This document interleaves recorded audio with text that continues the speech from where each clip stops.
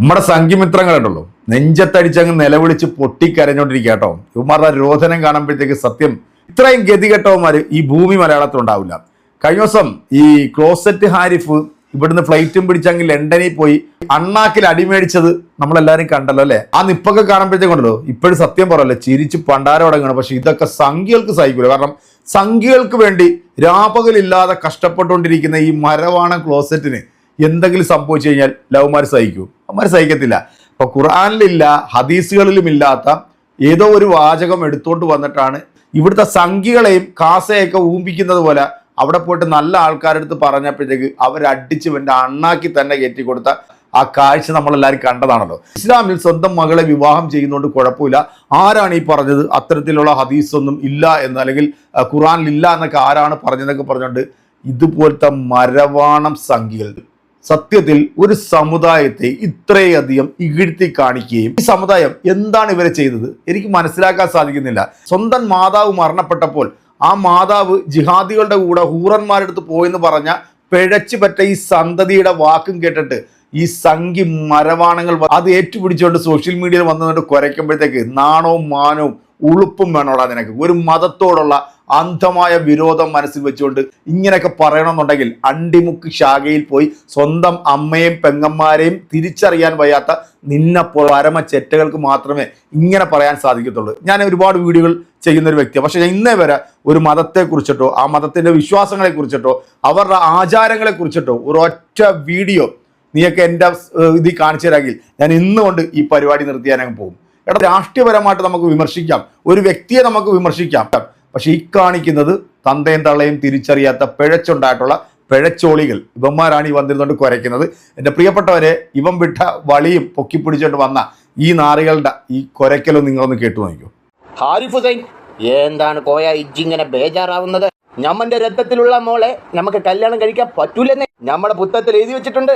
ഞമ്മടെ മണവാട്ടിയിൽ ഞമ്മക്കുണ്ടാവുന്ന മോളെ ഞമ്മക്ക് നിക്കാഹ് കഴിക്കാൻ പറ്റൂല. ഇതെന്താണ് ബേജാറാവുന്നത്? പക്ഷേന്ന് വെച്ചാ ഞമ്മള് കല്യാണം കഴിക്കാത്ത ഞമ്മടെ മണവാട്ടിയിൽ ഞമ്മക്കൊരു മോളുണ്ടായാൽ ആ മോളെ ഞമ്മക്ക് കല്യാണം കഴിക്കാം. അത് ഞമ്മൾ എഴുതി വെച്ചിട്ടുണ്ട് കോയ. ഇജ് ബേജാറാക്കല്ലേ, ഞമ്മൾ എങ്ങനെയെങ്കിലും ഒക്കെ ഒന്ന് ജീവിച്ച് പൊക്കോട്ടെ. പാവാട വേണം, മേലാട വേണം, പഞ്ചാര പൈങ്കിളിക്ക്. ശാഖയിൽ പോയി നല്ല വൃത്തിയായിട്ട് പണിയെടുക്കുന്നവനാട്ടോ. അവന്റെ രൂപവും കോലവും ഒക്കെ കാണുമ്പോൾ നിങ്ങൾക്ക് നന്നായിട്ട് മനസ്സിലാവുന്നുണ്ടോ അല്ലേ? ഇനി അടുത്തൊരെണ്ണം കൂടെ ഉണ്ട്, ഇവനെക്കാട്ടി കുറച്ചുകൂടെ മുന്തിയ ഐറ്റമാണ്. കണ്ടോ? ഒരു തെറ്റ്, ഒരേ ഒരു തെറ്റ്, അത് വരാൻ കാത്തിരുന്നു ഈ നാട്ടിലെ വൺ സൈഡ് പ്രീണന മതേതരയോളികളും കോയകളും. പറഞ്ഞു വരുന്ന വിഷയം സിമ്പിളാണ്. എക്സ് മുസ്ലിം മിസ്റ്റർ ആരിഫ് ഹുസൈനൊപ്പം കോയകളും വൺ സൈഡ് മതേതരയോളികളും ആരിഫ് ഹുസൈന്റെ തോൽവി ആഘോഷമാക്കിക്കൊണ്ടിരിക്കുകയാണ്. പക്ഷെ ഇപ്പൊ തിരിഞ്ഞ് വെച്ചവെടി അവനവന്റെ കുണ്ടിക്ക് തന്നെ വന്നു കയറുന്ന കാഴ്ചയാണ് കാണാൻ കഴിയുന്നത്. ആരിഫ് ഹുസൈൻ ആരാണെന്ന് അറിയാത്തവർ കൂടെ അറിഞ്ഞു. എഴുതപ്പെട്ട അവിഹിതങ്ങൾ ചർച്ചയാകുകയും ചെയ്യുന്നുണ്ട്. ഈ നാട്ടിൽ ഇത്രമാത്രം അറബി കുഞ്ഞുങ്ങൾ ഉണ്ടായിട്ടും ആരിഫ് ഹുസൈനെ തലകുത്തിക്കാനായിട്ട് അങ്ങ് പാകിസ്ഥാനിൽ നിന്ന് വരേണ്ടി വന്നു കോയകൾ. സംഭവം സത്യത്തിൽ ആരിഫ് ഹുസൈന്റെ കയ്യിൽ നിന്ന് പോയത് തന്നെയാണ്, അതിന് സംശയമൊന്നുമില്ല. ആരിഫ് ഹുസൈൻ ഉന്നയിച്ച വിഷയം ഖുറാനിൽ ഉണ്ടോ ഇല്ലയോ എന്നുള്ളത് അറിവുള്ള കാര്യമല്ല. പക്ഷേ ഇത്തരം വിഷയങ്ങൾ ഇവന്മാരുടെ ആധികാരിക ഗ്രന്ഥങ്ങളിൽ എഴുതപ്പെട്ടിട്ടുണ്ട് എന്നുള്ളതിൽ സംശയം വേണ്ട. ഇനി എന്തുകൊണ്ട് ആരിഫ് ഹുസൈൻ ഒപ്പം എന്നുള്ളതിനുള്ള ഉത്തരം തരാം. വളരെ സിമ്പിളാണ്.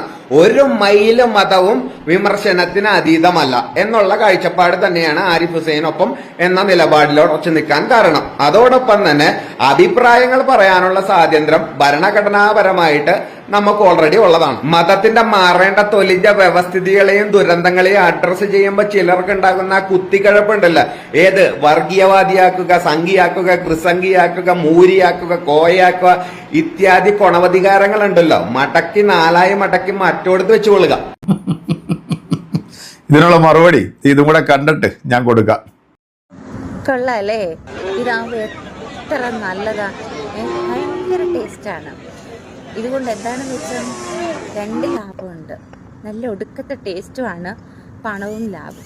പോക്കറ്റ് കാലിയാവത്തില്ല.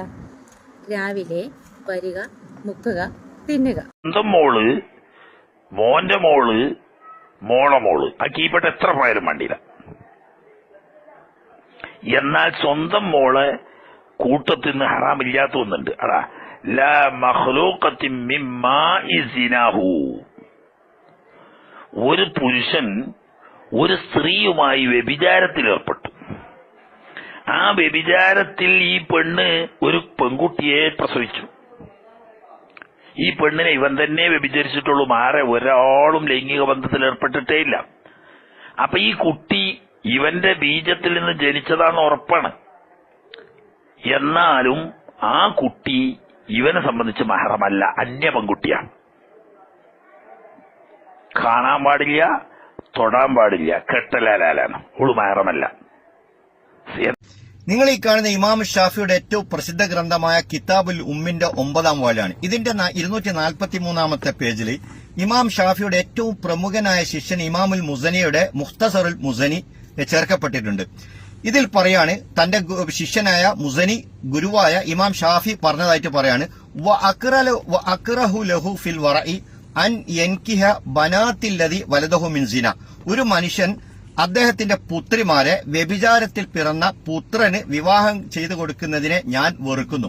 തൊട്ട് താഴെ ഇമാം മുസനി അദ്ദേഹത്തിന്റെ ശിഷ്യൻ പറയാണ്, വഖദ് കാന അൻകറ അലാമൻ കാല യതസവ്വജു ഇബ്നതഹു മിൻ സിന.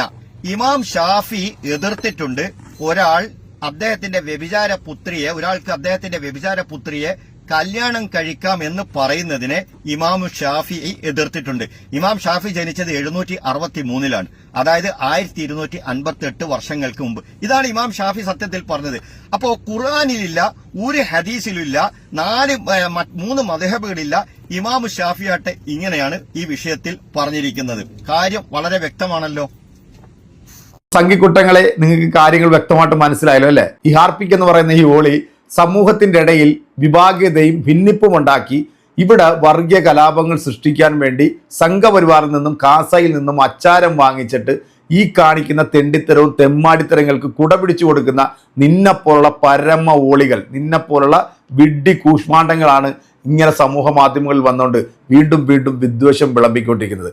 അറിവില്ലായ്മ അലങ്കാരമാക്കി കൊണ്ടു നടക്കുന്ന സംഖ്യ പൊട്ടന്മാരോട് ഞാൻ പിന്നെ എന്ത് പറയാൻ. ഇവന്മാര് നല്ല രീതിയിൽ അങ്ങോട്ട് ആഘോഷിക്കുന്നു. കാരണം വേട്ടാവളിയിൽ ഇവിടുന്ന് ഫ്ലൈറ്റും പിടിച്ച് അവിടെ ചെന്ന് അണ്ണാക്കി പിരിവെട്ടിയ പോലെ ആയിപ്പോയി. അമ്മാതിരി ഒരു അടിയാണ് അസ്ഥാനത്ത് കിട്ടിയത്. ഇപ്പൊ അത് പാകിസ്ഥാനിയാണ് എന്ന് പറഞ്ഞുകൊണ്ടാണ് ഇവന്മാർ വരുന്നത്. കേരളത്തിലൊന്നും ഇത് പറയാൻ കോയാമാരില്ല എന്നാണ് ഈ വെട്ടാവളിമാർ പറഞ്ഞത്. എടാ, ഇവനെപ്പോലുള്ള സെപ്റ്റിക് മാലിന്യം, ഇവനെപ്പോലുള്ള ക്ലോസറ്റിനോടൊന്നും സംസാരിക്കാൻ ഇവിടുത്തെ നല്ല മതപണ്ഡിതന്മാരൊന്നും മുന്നോട്ട് വരില്ല. കാരണം ഇവന്റെയൊക്കെ അടുത്തേക്ക് വരുമ്പോൾ അത്രത്തോളം ദുർഗന്ധമാണ് ഇവനിൽ നിന്നൊക്കെ ഉണ്ടാകുന്നത്. അപ്പൊ ആ ദുർഗന്ധം ഏക്കാൻ നിന്നെപ്പോലുള്ളവന്മാർക്ക് മാത്രമേ പറ്റത്തുള്ളൂ. നന്നായിട്ട് നീയൊക്കെ ഇവന്റെ കൂടെ നിന്നോ, നൈസായിട്ട് ഇവന്മാര് നിന്റെ അണ്ണാക്കി തന്നുകൊണ്ടിരിക്കുകയാണ്. അതുകൊണ്ട് കിട്ടുന്നത് നന്നായിട്ട് വാങ്ങിച്ചോ. ബാക്കിയൊക്കെ നമുക്ക് വരുന്ന വഴിക്ക് കാണാം.